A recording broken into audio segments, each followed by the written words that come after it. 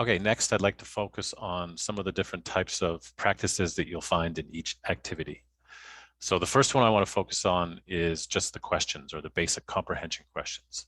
So let's look at Abbott Elementary, Miss Teague, new TV show, popular TV show out these days. So same idea, we have the video and we have these activities. Now, if we look at these questions, the purpose of these questions is to help the listener understand the video. So I like to call these guided listening questions, but these are really just concept checking questions that teachers would use if they're watching a video with their students to help them understand what's happening and check their comprehension. So again, the purpose of these questions is they are supposed to be easy, not difficult, so that if a listener or user watches the video and basically understands what's happening, they should be able to go through and answer these questions fairly easily. They're also designed to be comprehensive, which means that there should be a question that pertains to almost every plot point in the video. The reason this is important is the questions are also there to help students understand things that might be difficult. So at the end of watching a video, if a student were just to click show answers and then read each question and each answer, it should give a pretty good summary of everything that happened in the video. So if there's one part that a user or listener didn't quite understand, they can just find a question that pertains to that part of the video, read the question and the answer, and it should kind of help them understand.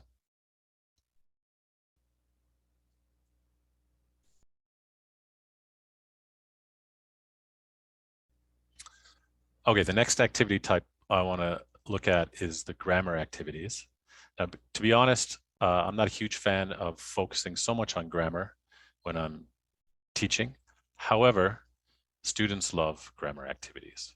So if we go to the Easy TV, there's a grammar activity, I believe, in almost every Easy TV activity. We go to Top Notch here, and you can see, even in these descriptions, you can see the grammar point as being focused on. So let's look at one focused on unreal conditionals, new technology. So same idea, we have the video, vocabulary, background, script, but there's also these grammar activities. And this is basically just not always the whole script, but part of the script that's related to the grammar point. And they can go through here. You can see this is focusing on the verb tenses that we use with different types of conditionals. And again, once they've tried to go through and pick the correct grammar structure, show answers, or they can listen to the video again and check their answers that way.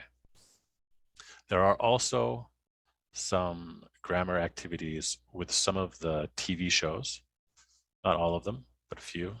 Specifically, Harry Potter has some.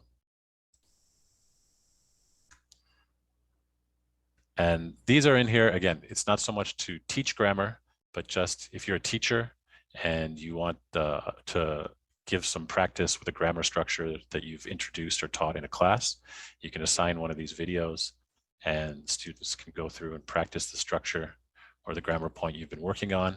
And it helps them connect the grammar that you're teaching them to the sort of real life application and how we use these structures more naturally.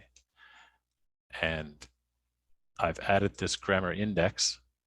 Therefore, if there's one specific grammar point that you want your students to practice or focus on, you can check the grammar index here. Let's say we want to work on countable and uncountable nouns.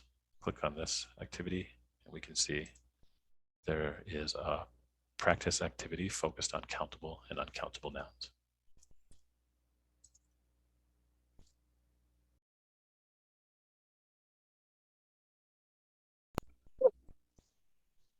Okay, the next activity type I'd like to look at is the summary activities. And for this one, let's look at, let's say, the intern, which is pretty popular. We'll go to the video where Ben meets Jules. So the idea with this activity is the students have already watched the video.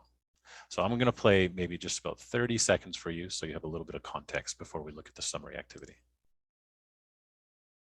Yes, hello. Hi, I'm Ben Whitaker. I have a 3:55 appointment with Miss Austin. 3:55? I thought she was meeting with her new intern. That's me. How you doing? I'm sorry, how are you an intern? It's a new senior intern program. It just started today. Oh my God. Um, how old are you? 70. You? I'm 24. I know I look older. It's the job. It ages you, which won't be great in your case. Okay, let's stop it there.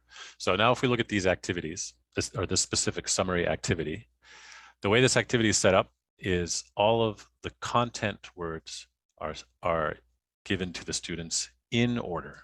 So they're not trying to change the word order, and their job is to add all of the function words. So for example, in this sentence, Ben, 3:55 appointment, Austin. And if we make a full sentence, Ben has a 3:55 appointment with Miss Austin. Or the next one, Becky, surprise Ben, Jules' new intern. I'll give you a second to think about what that might be.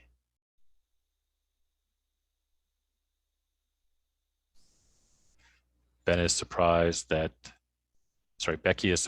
Ben is Jules' new intern, or possibly Becky is surprised because Ben is Jules' new intern. So the idea behind this activity is when second language learners are trying to form English sentences, the big concepts, the big words, the nouns, the verbs, the adjectives, the adverbs are pretty easy, I think, for them to organize and arrange. However, all of the little connection words, all the little glue words, all the little function words, which really are about grammar, those are the hard parts for them to fill in naturally and correctly. So that's what this activity is targeting. In my mind, this type of activity is really useful for two reasons. One is it really highlights natural language use. So if you think about a really well-constructed lesson, ideally you're going to start with meaning and then you're going to add some language to that meaning. However, that takes a lot of work, and that's a really well-designed class. A lot of the time as teachers, we tend to start with a structure or a grammar point or some vocabulary and then attach meaning to that structure or vocabulary. With this activity, they've already watched the video, so they know the meaning, they know what's happening, and now you're just trying to give them some language so that they can attach the meaning to that language. And often students will speak in these very kind of similar, simple sentences when they're describing something. This activity introduces new types of structures and new types of activities to them that's more natural because it's been created by a native English speaker. And it's not just passive learning because they're not just reading the sentence, they're also participating in the construction of the sentence. So hopefully that's going to stick in their brain a little better. The other part of this activity is how it is a good comprehensive review for grammar. So there's many, many grammar structures in each one of these sentences. And what the students get to do is some repetitive self-correction of common errors. So I'm sure any teacher knows students often have these fossilized errors. They keep on repeating the same thing over and over and again. For my students, one big one is subject-verb agreement. Another one is singular plural. Another one is articles. They often have problems with gerunds and infinitives. So with this activity, they're getting to make the sentence. And as soon as they make the sentence, all right, has, not have, not have. Or they get down to number 3 here, says, not say. So they get that constant reinforcement and constant self-correction. And I can tell you from experience, by the time they get to sentence 5 or 6, they realize they're always making the same mistake. And now it's not you, the teacher, who's correcting the mistake for them, but they're actually seeing and correcting the mistake themselves. The other thing is like I mentioned, it introduces a lot of new different structures to the students. And I'm actually quite conscious of this when I'm making the activities. So this is a higher level activity. If we look at this sentence, in this one sentence, we have review of subject-verb agreement. And then you can see here, Jules recommends that Ben work, not works. So this is a review of a subjunctive structure. This is preposition related to the verb. So this is verb preposition collocation. We have some comparative structures in this sentence, and we have an infinitive structure in this sentence.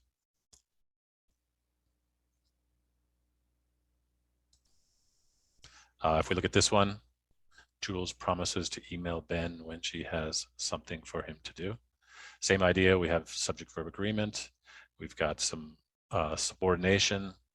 We've got the correct kind of verb to put in here. Is this a be verb? Is this a do verb? Is this have? So there's some collocation there.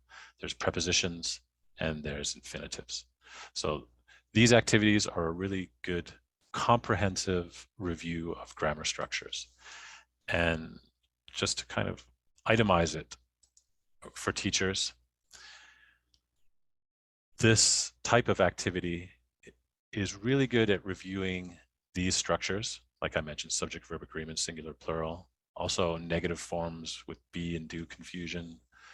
Noun clause structures, students often drop out the if whether, and the verb complement collocations, which structure to use after a verb. Also somewhat targeted in this type of activity, things like comparatives and superlatives, part of speech, adverb, adjective, things like that. Relative clauses, subjunctive, some conditionals, some collocations. And just for transparency, things that this type of activity doesn't really review or focus on well is word order, because obviously the word order is set. Tense, most of these activities are designed to be in the present tense. There's no real question forms in here, and there's not a lot of modal verbs.